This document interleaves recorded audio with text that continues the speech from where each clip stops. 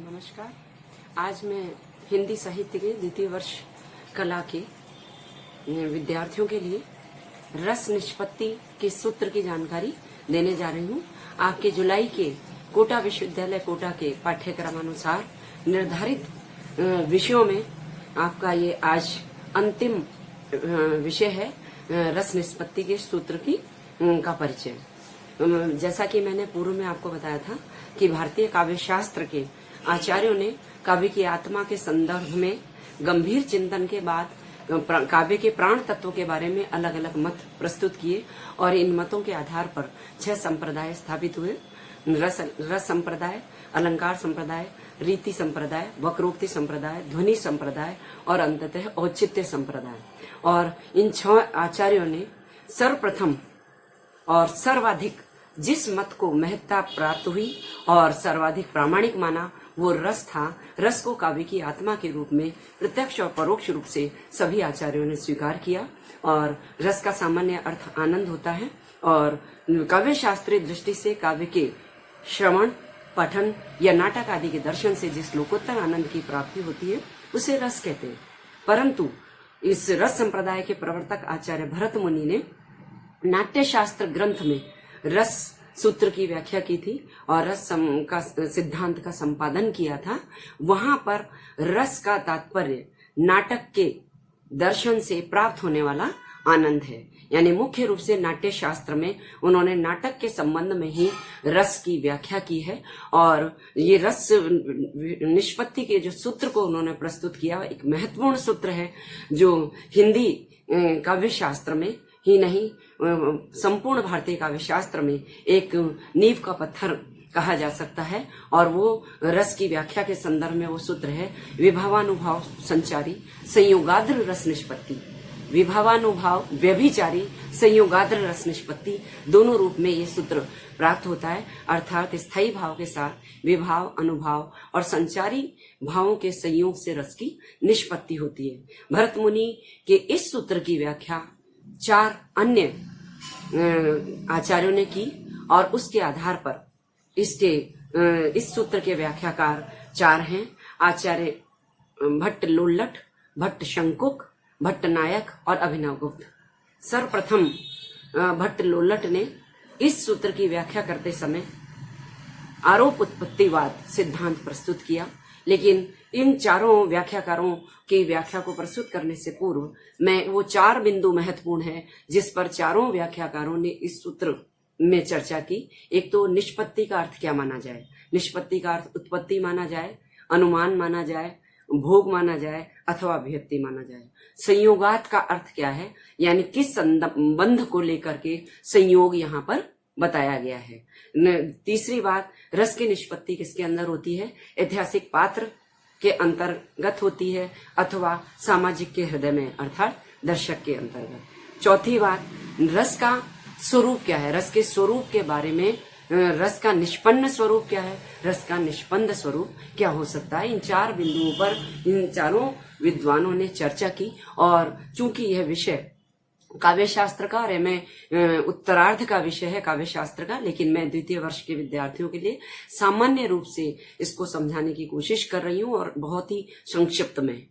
भट्ट लोल्लट ने आरोप उत्पत्तिवाद प्रस्तुत किया जिसमें उनका मानना था कि रस की निष्पत्ति नहीं होती वरन रस की उत्पत्ति होती है। रस का अनुमान लगाया जाता है, रस का आरोप लगाया जाता है। यानी मंच पर जब नाटक आदि का मंचन किया जाता है तो दर्शक मंचस्थ नट को देखकर ही आनंद की प्राप्ति करता है। रस की जो प्राप्ति वो चमत्कृत होकर करता है। मतलब मंच पर जो अनुकर्ता है, जो ऐतिहासिक पात्र की भूमिका अदा कर रहा है अभिनेता, उसी के अंदर मूल पात्र को राम आदि, दुष्यंत आदि पात्रों का दर्शन जो दर्शक उसमें करता है तो उस आरोप के आधार पर वो आनंद की अनुभूति करता है। एक अन्य उदाहरण दिया भट्ट लोल्लट ने कि जैसे रज्जु में सर्प की प्रतीति भ्रमजन्य होकर कई बार सत्य प्रतीत होती है और रज्जु को हम भ्रमवश या उसमें भ्रमवश सर्प समझ लेते हैं। ठीक उसी प्रकार मंचस्थ जो अनुकर्ता है उसके अंदर ऐतिहासिक पात्र का आरोप लगा करके ही दर्शक रस की प्राप्ति करता है। इसीलिए इस सिद्धांत को उत्पत्तिवाद या आरोप प्रतीतिवाद कहा जाता है। वास्तव में ये सिद्धांत अपने आप में महत्वपूर्ण है। और जहां तक संयोगात का अर्थ है, इन्होंने निष्पत्ति का अर्थ आरोप और प्रतीति माना, संयोगात का अर्थ कारण कार्य संबंध को माना। उनका मानना था कि स्थायी भाव के साथ विभाव, अनुभव, संचारी भावों के संयोग के कारण ही रस की निष्पत्ति होती है। तो कारण कार्य संबंध यहाँ इन्होंने माना। और चूंकि प्रथम व्याख्याकार थे, इनके विचार बहुत अधिक महत्वपूर्ण है। साथ ही इन्होंने रस निष्पत्ति के संबंध में विभाव, अनुभव और संचारी भाव के महत्व को स्वीकार किया। और दूसरे जो विद्वान हैं वो हैं भट्ट शंकुक, भट्ट लोल्लट, भट्ट शंकुक। भट्ट शंकुक अपने आप में महत्वपूर्ण स्थान रखते हैं क्योंकि इन्होंने अनुमितिवाद का सिद्धांत दिया था। ये न्याय दर्शन के अनुयायी थे और इन्होंने चित्र तुरंग न्याय के आधार पर अपनी व्याख्या प्रस्तुत की। यानी चित्र में घोड़े के चित्र को देखकर हम घोड़े का अनुमान लगाते हैं, वैसे ही नाटक आदि में नट के अंदर प्राचीन या ऐतिहासिक पात्र की अनुभूति करके उसका अनुमान लगा करके दर्शक या सहृदय आनंद की प्राप्ति करता है। चित्र तुरंग न्याय के आधार पर इन्होंने अपनी व्याख्या प्रस्तुत की और यही कारण है कि यहाँ पर संयोगात का अर्थ अनुमापक, अनुमाप्य संबंध है और निष्पत्ति का अर्थ अनुमान है। यानी अनुमान के द्वारा ही दर्शक ऐतिहासिक पात्र को नट में देखकर आनंद प्राप्त करता है। और भट्ट शंकुक ने अनुमान के आधार पर जिस सिद्धांत की स्थापना की उसी को अनुमितिवाद कहा जाता है। और वास्तव में इन्होंने रस की उपस्थिति नट के अंदर मानी है। न तो उनका मानना था न तो सामाजिक के अंदर रस की निष्पत्ति होती है, न ही अनुकार्य के अंदर, वरन अनुकर्ता के अंदर रस की निष्पत्ति होती है। तो भट्ट लोल्लट, भट्ट शंकुक और भट्ट नायक। भट्ट नायक ने हृदय दर्पण ग्रंथ में अपने महत्वपूर्ण विचार व्यक्त किए और वास्तव में भट्ट नायक ने जिस साधारणीकरण सिद्धांत की चर्चा की वो काव्य शास्त्र का महत्वपूर्ण सिद्धांत हुआ। और कालांतर में संस्कृत के आचार्यों के बाद हिंदी के अनेक विद्वानों ने भी साधारणीकरण पर अपने विचार व्यक्त किए, चाहे वो डॉक्टर श्याम सुंदर दास हो, चाहे गुलाब राय हो, चाहे हजारी प्रसाद द्विवेदी हो, डॉक्टर नगेंद्र ने इसके आधार पर पूरा रस सिद्धांत ग्रंथ की रचना कर दी। तो साधारणीकरण का सिद्धांत भट्ट नायक का की एक महत्वपूर्ण देन है, जिसमें उनका मानना है कि भुक्तिवाद को वो स्वीकार करते हैं। उनका मानना यह है कि रस की निष्पत्ति का तात्पर्य भुक्ति से है, यानी रस की उत्पत्ति भी नहीं होती, रस का अनुमान भी नहीं होता, रस की प्रतीति भी नहीं की जाती, वरन रस का भोग किया जाता है, जो अपने आप में महत्वपूर्ण है। और बात भी सामान्य यह है कि वास्तव में रस का आस्वाद लिया जाता है। तो उनका भुक्तिवाद सिद्धांत महत्वपूर्ण है। और संयोगात का अर्थ उन्होंने भोजक भोग्य भोगत्व संबंध माना। और इस सिद्धांत के आधार पर उन्होंने 3 शब्द शक्तियों की कल्पना भी की, भोजकत्व, भावकत्व और अभिधा, और जो अन्य शब्द शक्तियों से भिन्न थी। लेकिन साधारणीकरण का सिद्धांत जो उन्होंने दिया, इसकी मूल भावना ये थी कि मंच पर स्थित नट की कार्यकुशलता के और उसके संचालन को देखकर, उसके नाटक को देखकर दर्शक और सामाजिक इतने खो जाते हैं कि वो अपने विशिष्ट व्यक्तित्व का विलोपन करके उस नट के अभिनय के आधार पर उस ऐतिहासिक पात्र के साथ एकाकार हो जाते हैं। यानी अपने विशिष्ट व्यक्तित्व का समाहार कर देना और नट के साथ में या अभिनयकर्ता के साथ में एकाकार हो जाना ही साधारणीकरण है।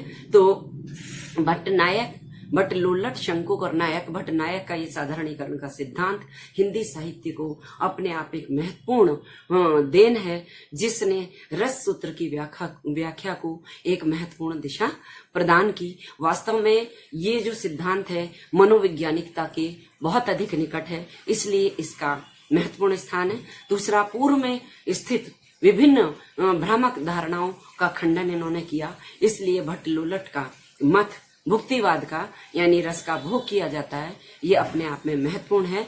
और इस अवधारणा को आगे बढ़ाकर ही अभिनव गुप्त ने सर्वसम्मत सर्वप्रामाणिक सिद्धांत अभिव्यक्तिवाद का सिद्धांत दिया था। तो चौथे व्याख्याकार है अभिनवगुप्त, जिन्होंने अभिनव भारती ग्रंथ में रस की व्याख्या की थी। और उनका मानना यह था कि रस की उत्पत्ति नहीं होती, अनुमान नहीं होता, रस का भोग नहीं किया जाता, वरन रस की अभिव्यक्ति होती है। और इसीलिए उन्होंने अभिव्यक्तिवाद का सिद्धांत प्रस्तुत किया था। और इस सिद्धांत का आधार, क्योंकि वे वेदांत के अनुयायी थे, प्रत्यभिज्ञान दर्शन है।